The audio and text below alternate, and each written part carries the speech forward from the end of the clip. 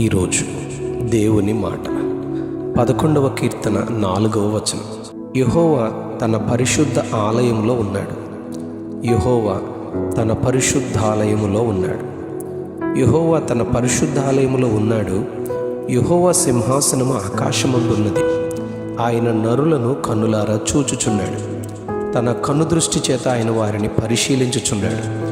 రాజైన దావీదు ఈ కీర్తనను తనను పరిశీలించే దేవుని కొరకు, ఆయన హృదయము, ఆయన స్వభావము, ఆయన నివాసము, ఆయన ప్రేమను గూర్చి ఎంతో వివరంగా ఈ కీర్తనలో తెలియజేస్తూ ఉన్నారు.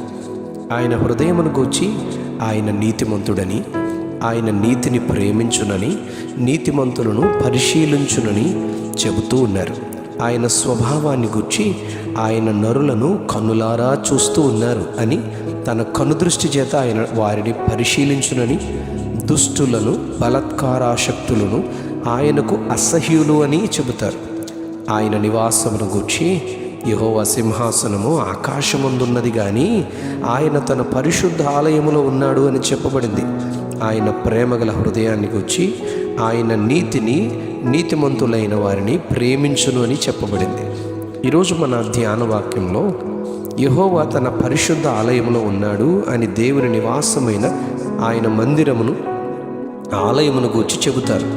132వ కీర్తన 14-15 వచనాల్లో యెహోవా సియోనును ఏర్పరచుకుని ఉన్నాడు. తనకు నివాస స్థానముగా దానిని కోరుకొని ఉన్నాడు.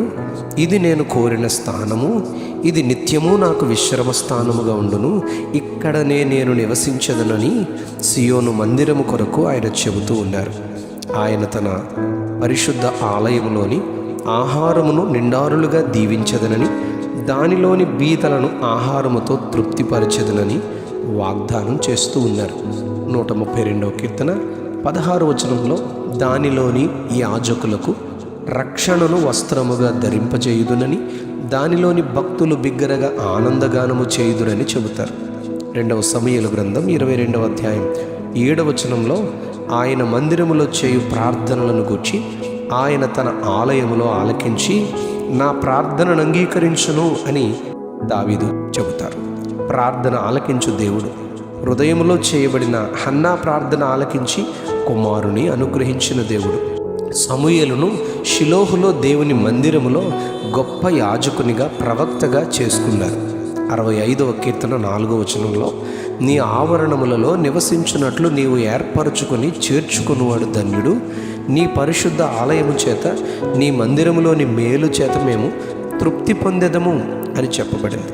134వ కీర్తన 3వ వచనంలో మందిరములో నివసించు దేవుని యాజకులను గూర్చి, భక్తులను గూర్చి, రాత్రి నిలుచుండు వారలను గూర్చి వారు చేతులెత్తి దేవుని పరిశుద్ధ ఆలయంలో స్తుతించువారుగా ఉంటారు.